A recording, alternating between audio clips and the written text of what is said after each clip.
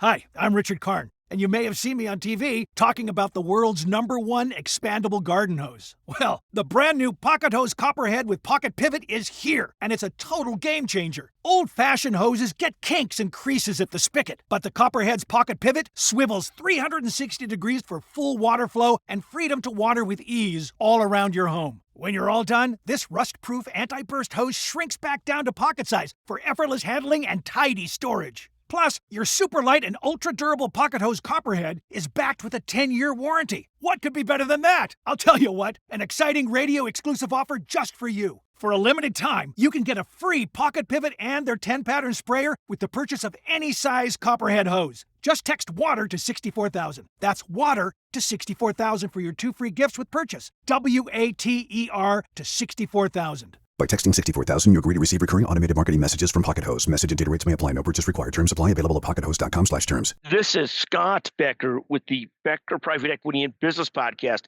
I'm joined today by one of the brightest people I get to visit with, David Pivnick.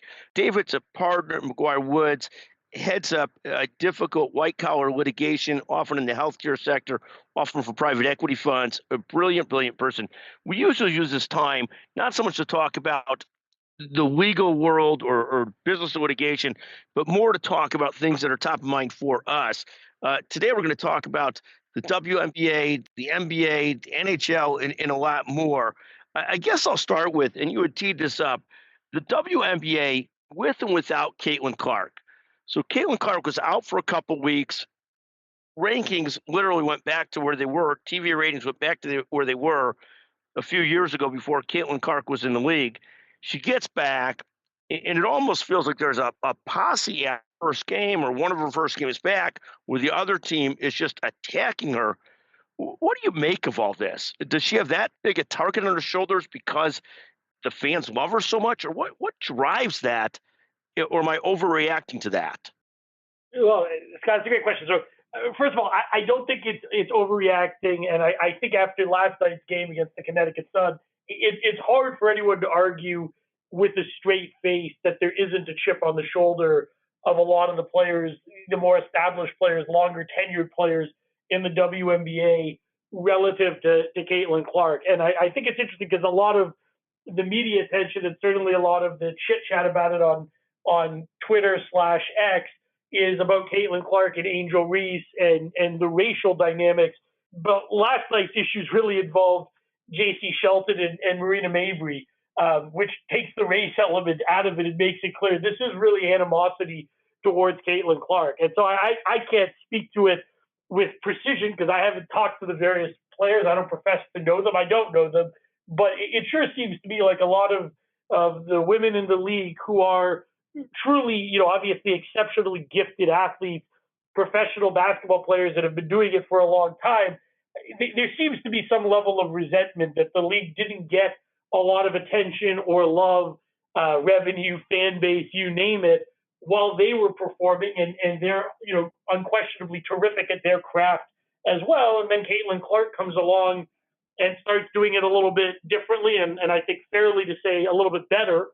And all of a sudden the attention is there. And I think there's certainly a level of jealousy that has come up, and it's just hard to ignore where virtually every game there's a cheap shot taken at Caitlin Clark. She certainly, I think, engages in some trash talk, which probably doesn't help, but I don't think that's atypical in basketball, and I don't think it should be terribly surprising. And I think the reactions and the number of flagrant fouls and, frankly, cheap shots. I mean, Marina Mabry hitting her directly from behind yesterday was just a cheap shot. There's no different way to put it. And so I think it reflects badly on the league. And I think it's unfortunate because there's so many stars in the WNBA and folks who are truly exceptional athletes where ideally they'd all look at this as more eyeballs on the sport, more fans in the seat, more people watching in television, and it providing a great opportunity for folks like Wilson in Las Vegas or Stewart in New York to get that attention and to be able to capitalize on more people watching their sport and seeing how great they are, that it's not just Caitlin Clark. So I'm hoping that's where it eventually settles in and that it does just grow the sport of women's basketball, which I think would be good for the whole league. But it's starting to become curious and unfortunate that there's so much attention, not being placed on Caitlin Clark hitting 7 threes and scoring 30 points with 9 rebounds and 8 assists. Or I think that was something what it was on Saturday, beating the undefeated New York Liberty, or crushing Connecticut yesterday to reach the finals of the Commissioner's Cup, whatever that is. But instead, and I think that's sort of like the NBA's in-season tournament, which is also kind of not a real thing. But all the same, Caitlin Clark and Indiana are advancing, and people aren't talking about that. They're talking about cheap shots behind the play, which is truly unfortunate when the sport should be growing. No, she and there's so many pieces to this. I'll make one comment, then I'll move on to a real discussion on this. Is that, for example, you do a lot of trash talking, and maybe the main difference between you and Caitlin Clark is when you do a lot of trash talking, no one is taking physical cheap shots at you. Why do you think there's that great distinction between your trash talking and the trash talking of Caitlin Clark? Well, I think just like her ability to play the game of basketball, she must just be better at it than I am. What can I say? Tip of the cap. I'll give credit where it's due. Caitlin's great at a lot of things. I think that's a beautiful thing, and I know that sometimes you come from a very, very supportive family, and so I don't want it to be lost on them or anybody else. And for our audience, David was raised with a lot of positive affirmation and a lot of love, and so don't worry about him not having that kind of self-confidence. And if he doesn't, it's not because of his parents' fault. They did a fantastic job in raising him and giving him unconditionally constructive love. So, David, it's not because you're not talented that you don't get hit back. It's that maybe you're around more genial, nicer people. You are talented. You are good enough. You are fantastic. So another question there, though. I do appreciate the Stuart Smalley affirmations there, and I'm sure somewhere my wife, if she actually listened to these podcasts, would be thinking she's the one beating that out of me, but my parents will take the credit that you're giving them. 100%, and well done. I guess the next question I have for you is with the Caitlin Clark thing. She is the golden goose. I mean, she is the golden goose of the WNBA. It's unbelievable what happens when she comes to a town. They sell out. I've never had a speaker that we have at our conferences, the Becker's Healthcare Conference, where people are more excited to see her. We've got her, Wayne Gretzky, Jack Nicklaus speaking this fall, and people are really excited about all of them, but including Caitlin Clark, who just people rave about. So let me ask you this question. So you talk about this being a short-term or longer-term problem. Short-term, she gets hurt. It hurts income, maybe not immediately, but not till the next TV contract, the next WNBA thing. Because I don't think you're splitting revenues every day, but sooner or later it has a very negative impact on people, and the whole value of the WNBA. But similar to, I guess, these other players, I see it in a big law firm setting, a big consulting firm, a big accounting firm. You've got a major rainmaker or a major driver of business or somebody that bills a crazy amount of hours, and that is in the interest of the firm that you have those major rainmakers that bring in that kind of money. But there will be people that are overwhelmingly just jealous of those people and dislike them. And how do you balance those things, that self-interest that says we need a player of this caliber because it brings all the boats up, against the emotional sort of selfishness of people being like, or jealousy of self-interest versus jealousy? How do you sort of measure those types of things? The self-interest economically is we need her around. The jealousy is I don't want her around, and I'd rather not do as well and not have her around. How do you sort of deal with that? The first thing is it's demonstrable even in small sample sizes that may not hit the players yet, but it shows the impact. And you only need to look at the June 7th game in Chicago, Indiana Fever versus the Chicago Sky. That game was supposed to take place, where the Sky normally play. And they moved at the United Center because of Caitlin Clark. And then when Caitlin Clark was hurt, that was a sold-out game at the United Center and was a hot ticket on a Saturday night. And then when Caitlin Clark got hurt, people were giving away tickets for $3 upstairs at the United Center on StubHub, because without Caitlin Clark playing, it was no longer an interesting game or an interesting draw. And I think you only need to look no further than that one game. It's a microcosm of the significant impact. And that's not a shot at Angel Reese or Cordero or the other players on the Sky, who I think are building a good young team. And certainly Angel Reese is also one of the more controversial, yes, but one of the more compelling and significant social media aware presences in the league. She also has a massive following, but it doesn't draw necessarily the same way Caitlin Clark does, as reflected in the Sky's typical attendance numbers. So to your question about how to handle it, I mean, my view is simple. First of all, internally, the league needs to get their arms around the messaging and make it clear that this is very much, as you alluded to, a situation where the rising tide lifts all boats. I mean, this is a place where the higher the league's revenues, the more these players are all going to get paid. So Caitlin Clark, whether they like her or not, is ultimately going to make all of them wealthier. And so they need to rally around her and recognize that her getting hurt or just deciding to hell with this, I'd rather go play elsewhere, because the WNBA salary is a very, very small portion of Caitlin Clark's overall earnings. I mean, very, very small. She could play overseas. She could play in a league like Unrivaled. She could go with Dave Portnoy at Barstool and create her own women's league and make more money than she's making in the WNBA. Yeah, no, let me ask you a question about this, because I think you're right on. Let me ask you, years ago, the NFL started to get hyper protective of quarterbacks in a way that people used to say, like, oh my God, the quarterback should wear skirts, they should do this, they should do that. But obviously in hindsight, ultimately it was the right decision, because your franchise player goes out, it ruins the season for that fan base. They're less interested. There's so many implications. Do you have to get to the same place with WNBA, where people realize, what the heck, this is the franchise. You have to, like, somebody's going to be flagrant. I remember the old days of Rudy Tomjanovich and Kermit Washington, and one of them hitting the other and being, out of the league for the year. At what point do you sort of say, we need to do what the NFL's done with quarterbacks to protect not just her, but just to protect the decency of the league? Yeah, I mean, look, first of all, I would never have said such a inappropriate thing about quarterbacks. And I know you were just using that as an allusion to what others who are less sophisticated than you might have said. But I think it's a fair point that you got to protect the people, the faces of the league, who are making the league money. And so I think the league has to deliver that message in internal communications. I think if the league is smart about it, it'll show those numbers financially, laying out, here's what the projections look like. Here's what the growth Caitlin Clark is providing looks like financially. Here's how it will impact your all pocketbooks. And then I think there needs to be further messages. Like, maybe not getting ejected last night, where the announcers on the air were saying, quote, I can't see any way this doesn't lead to an ejection. And then she wasn't ejected.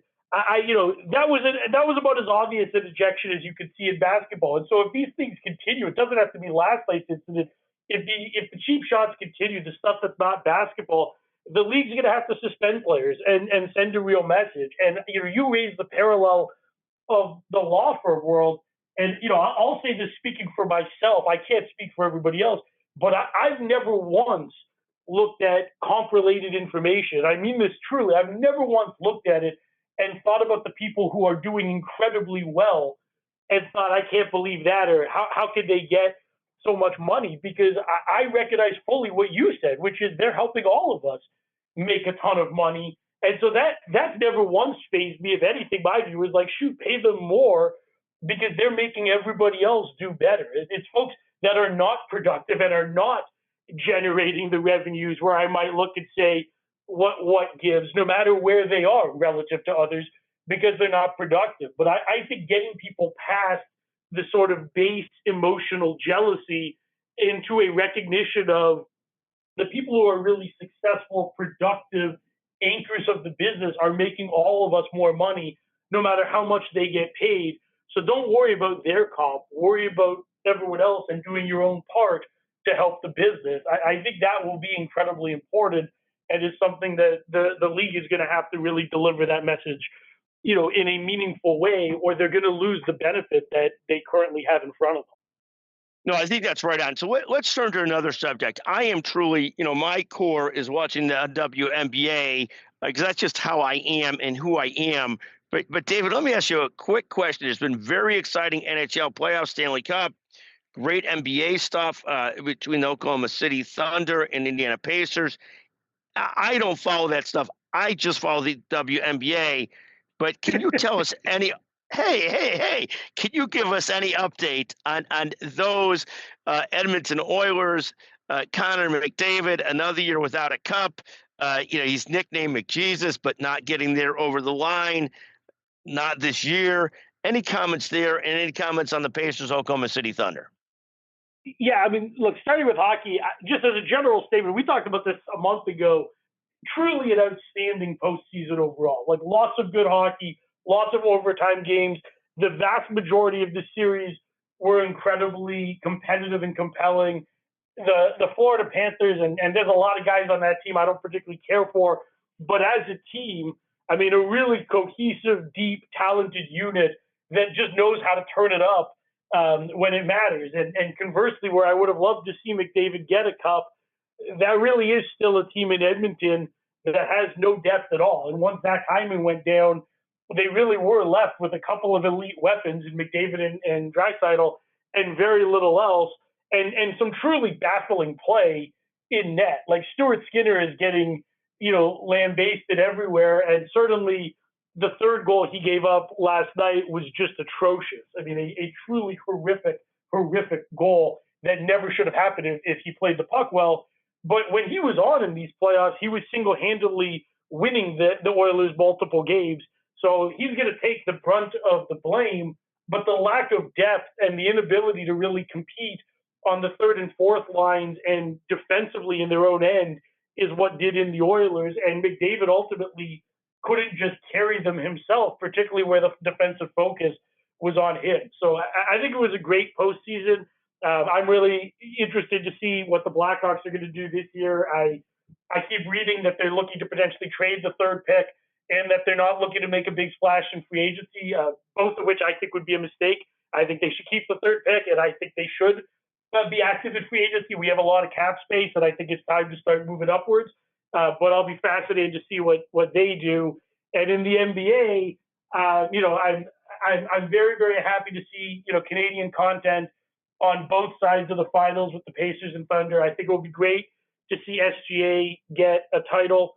I think the Thunder are a frankly scary young team that is going to be there, for the next decade. I mean, they've got just a wealth of young talent and a wealth of picks, and it's incredibly intimidating for the rest of the league. But they're an excellent team, and the Pacers have been fun to watch. And I had some money on them placed a while ago to win the title, which was looking really good up until their collapse on Friday night. But again, pretty fun postseason, and I think the Pacers, their future is less bright than Oklahoma City's, but also pretty bright. But again, it's going to be an interesting offseason because I think there's a lot of teams in the NBA that recognize that as much as they might like their current setup, it's just not good enough to get the job done and win a title with a juggernaut like Oklahoma City out there. So it'll be fun to see how other teams pivot to try and compete with that going forward. Well, and as always, sometimes it's easier to get to the top than to stay on the top. So we'll see if it goes as you say for the Thunder, or if it's like it often is. It's very hard to keep it all together and keep moving all in the right direction. David, I want to thank you as always for joining us today on the Becker Private Equity Business Podcast. It is remarkable how well you turned out, given what your fantastic mom and dad had to work with. They did a yeoman's job with you. Thank you for joining us today. Appreciate it. Thanks for having me on, Scott. Hi, I'm Richard Karn, and you may have seen me on TV talking about the world's #1 expandable garden hose. Well, the brand new Pocket Hose Copperhead with Pocket Pivot is here, and it's a total game changer. Old-fashioned hoses get kinks and creases at the spigot, but the Copperhead's Pocket Pivot swivels 360 degrees for full water flow and freedom to water with ease all around your home. When you're all done, this rust-proof anti-burst hose shrinks back down to pocket size for effortless handling and tidy storage. Plus, your super light and ultra-durable Pocket Hose Copperhead is backed with a 10-year warranty. What could be better than that? I'll tell you what, an exciting radio-exclusive offer just for you. For a limited time, you can get a free Pocket Pivot and their 10-pattern sprayer with the purchase of any size Copperhead hose. Just text WATER to 64,000. That's WATER to 64,000 for your 2 free gifts with purchase. WATER to 64,000. By texting 64000, you agree to receive recurring automated marketing messages from Pocket Host. Message and data rates may apply. No purchase required. Terms apply. Available at pockethost.com/terms.